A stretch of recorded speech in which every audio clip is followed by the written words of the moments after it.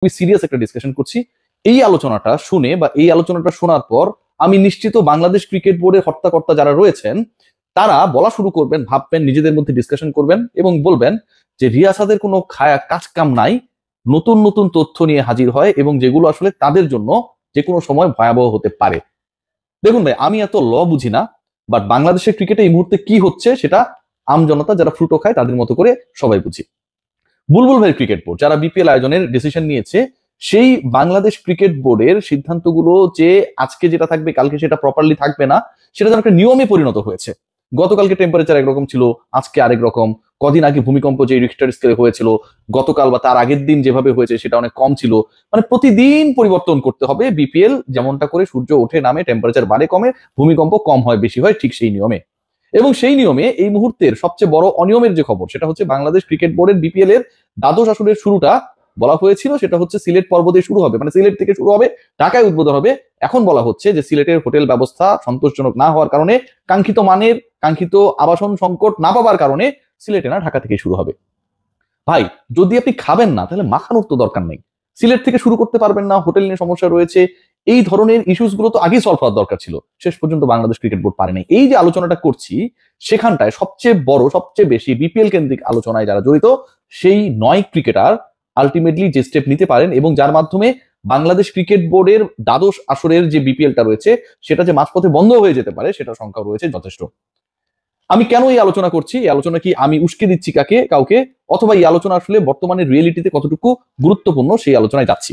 খেয়াল করে দেখবেন, বাংলাদেশে এনামুল হক বিজয় এবং অন্য যারা রয়েছেন যাদেরকে এখন পর্যন্ত কোনো তথ্য প্রমাণ দেওয়া হয় নাই যে তারা ফিক্সিং করেছেন, বাংলাদেশ ক্রিকেট বোর্ড সেটা দিতে পারেনি। বাংলাদেশ ক্রিকেট বোর্ড গণমাধ্যমে আমরা যারা রয়েছে আমাদের সামনে জানিয়েছে যে তাদের কাছে ডকুমেন্টস নেই যেটার মাধ্যমে এনামুল বিজয় সহ অন্য ক্রিকেটারদেরকে গিলটি বলার সুযোগ রয়েছে। বাংলাদেশ ক্রিকেট বোর্ড সবাইকে গাইড করছে যে ওদেরকে দোষী বলা যাবে না, ওদের আপনারা ফিক্সার বলবেন না। করজোরে বলি, বাংলাদেশ ক্রিকেট বোর্ড এটাও বলছে যে এই ক্রিকেটাররা বিপিএল এ খেলতে পারবে না এবং ক্রিকেট খেললে বিপিএল এ তাদেরকে কন্ট্রাক্ট কিংবা হচ্ছে ড্রাফট লিস্টে রাখতে হবে তেমনটাও না, কিন্তু অন্য যে লিগগুলো, ঘরোয়া ক্রিকেট, ঘরোয়া টুর্নামেন্ট গুলো রয়েছে সেগুলোতে খেলতে পারবে।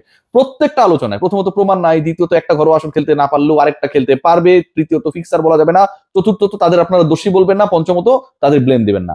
বাংলাদেশ ক্রিকেট বোর্ড এই 9 ক্রিকেটার সম্পর্কে যে বক্তব্য দিয়েছে বিভিন্ন সময়ে, এবং আজকে ওই 9 ক্রিকেটার একজন এনামুল বিজয় নিজেই তার উকিল নোটিশটা নিয়ে বাংলাদেশ ক্রিকেট বোর্ডে হাজির হয়েছে, যার মেইলের, যার ফোনের, যার টেক্সটের রিপ্লাই বাংলাদেশ ক্রিকেট বোর্ড গত 2 দিন থেকে দেয় নাই।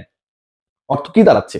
বাংলাদেশ ক্রিকেট বোর্ড লুকাটুকু খেলছে, লুকোচুরি খেলছে, hide and seek they are playing.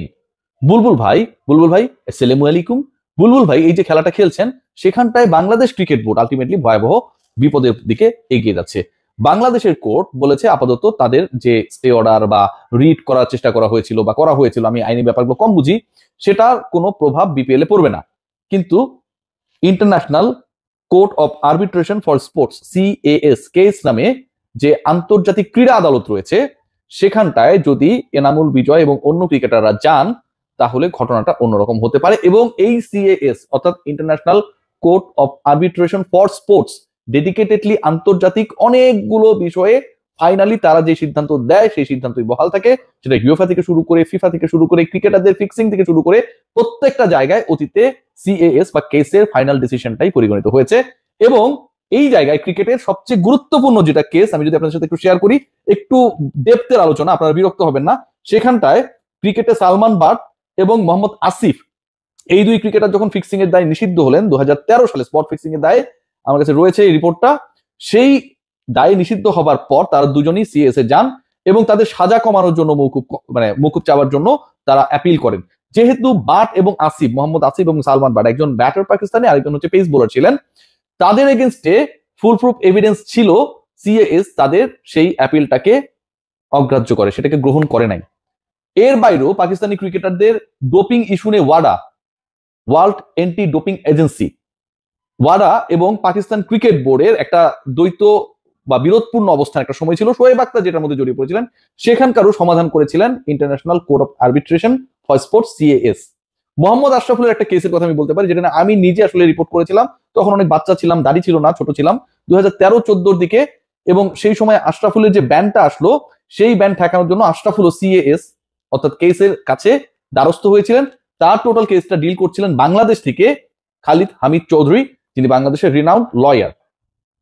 So Anamul বিজয়রা যদি কেসের দ্বারে যায় বা তাদের দ্বার প্রান্তে গিয়ে যে তাদের এগেনস্টে কোনো প্রমাণ নাই, প্রিয় মিঠু ভাই বলেছে যে তাদেরকে ফিক্সার বলা যাবে না, মিঠু ভাই আসসালামু আলাইকুম, এবং অন্য যারা রয়েছেন তারা তার ফোন রিসিভ করছে না, তাদেরকে এন্টি কারাপশন ইউনিট থেকে কোনো ধরনের এভিডেন্স দেখানো হয়নি যে তুমি এই কাজগুলো করছো, এবং 900 পৃষ্ঠার রিপোর্টে এত আলোচনা হচ্ছে কোন জায়গায় কিভাবে ফিক্সিং করেছে এই 9 ক্রিকেটার, সেটার কোনো বর্ণনা আমরা স্পেসিফিক ভাবে বাংলাদেশ ক্রিকেট বোর্ডে কোনো দায়িত্বশীল কর্মকর্তার কাছ থেকে পাই নাই। আমিনুল ইসলাম বুলবুলকে এই ব্যাপারে প্রশ্ন করা হলে তিনি বলেছেন এই ফোরামে আমি এই আলোচনা করতে চাই না, এটা নিয়ে কাজ করছে আমাদের anti corruption unit, Alex martial, তারা বলতে পারবে। পৃথিবীর কখনো কোনো বিচারক কোনো মিডিয়া এসে সামনে এসে মাইক্রোফোনের সামনে বলে না যে আমি এই বিচারটা কেন করলাম। এটা নিয়ে কথা বলে কে? ধরেন এই মুহূর্তে বাংলাদেশে অনেক কিছু চলছে, মানবতা বিরোধী অপরাধ এটা ওটা, এখন যারা যে জাস্টিসের ডিসিশন দিচ্ছে তারা কি ওই কোর্ট থেকে ইসলাস কক্ষ থেকে বের হবার পরে মাইক্রোফোনে এসে সাংবাদিকদের সাথে সংবাদ সম্মেলন করবে? ডেফিনেটলি করবে না, ডেফিনেটলি না।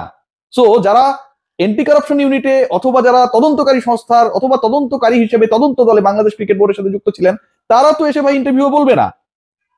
আনামুল বিজয় কিংবা আমাদের মোসাদ্দেক সৈকতরা যদি সত্যি সত্যি অভিযুক্ত হন, তাহলে সেই অভিযুক্ত করার ক্ষেত্রে আপনার কাছে দালিলিক প্রমাণটা বাংলাদেশ ক্রিকেট বোর্ডকে ভিকটিমের কাছে দেখাতে হবে, মিডিয়ার কাছে দেখাতে হবে। এবং প্রমাণ নাই সেই কথা যখন আপনি বলছেন, international court of arbitration for স্পোর্টসে এই 2 ক্রিকেটার বা 9 ক্রিকেটার যদি যায়, Bangladesh cricket board, BCB, BPL governing কাউন্সিলের সিদ্ধান্ত যেটা নেওয়া হয়েছে এটা টিকবে না। 1000% এই সিদ্ধান্ত টিকবে না, কোনো গ্রাউন্ড নেই। আপনি কারো ব্যাপারে ফুল প্রুফ এভিডেন্স ছাড়া, অ্যালেক্স মার্শাল হোক আর যেই হোক, ওদের চেনার দরকার নাই তো, তারা সামনে প্রমাণ দেখে সিদ্ধান্ত নেবে। আপনার কাছে প্রমাণ নাই দেখেই তো আপনি বলছেন এদেরকে ফিক্সার বলা যাবে না। সন্দেহভাজন, সন্দেহের উপর ভিত্তি করে আপনি কোনো কিছুই করতে পারেন না। সন্দেহের উপর ভিত্তি করে কারো পেটে লাথি মারতে পারেন না, সন্দেহের উপর ভিত্তি করে কাউকে সোশ্যালি হ্যারাস করতে পারেন না, ফিনান্সিয়ালি পঙ্গু করে দিতে পারেন না। গ্যালোয়াসের টাকা এখন পর্যন্ত দেওয়া হয়নি, সন্দেহের উপর ভিত্তি করে আপনি 30 লাখ টাকা আটকে রাখতে পারেন না। সো এই ক্রিকেটাররা, আমি জানি না যে তারা যাবে কিনা, যদি যায় বাংলাদেশ ক্রিকেট বোর্ডের দ্বাদশ এডিশন বিপিএল এর সেই বিপিএল নিয়ে ডেফিনেটলি সিএএস বা কেস তাদের সিদ্ধান্ত দেবে। এবং সেই সিদ্ধান্ত যেহেতু বাংলাদেশ ক্রিকেট বোর্ডের কাছে প্রমাণ নাই, ক্রিকেট বোর্ডই সেটা বলছে, যে কারণে তাদেরকে দোষী বলতে না করছে, যে কারণে তাদেরকে ফিক্সার বলা যাবে না তারাই বলে দিচ্ছে, এবং যে কারণে বাংলাদেশ ক্রিকেট বোর্ডের যারা প্রভাবশালী পরিচালকরা রয়েছে তারা বারবার লয়ারদের দেখিয়ে দেয় যেন ঘুরিয়ে পিছিয়ে অ্যান্সারগুলো দেওয়া হয়, তারা যেন ফেস না করে।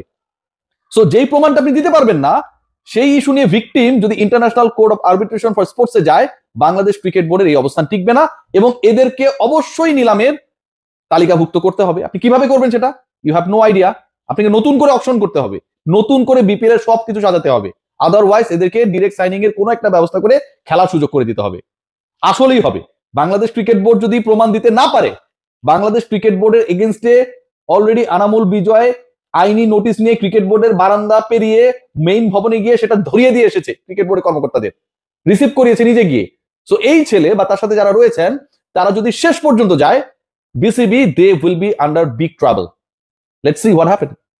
আসসালামু আলাইকুম বুলবুল ভাই।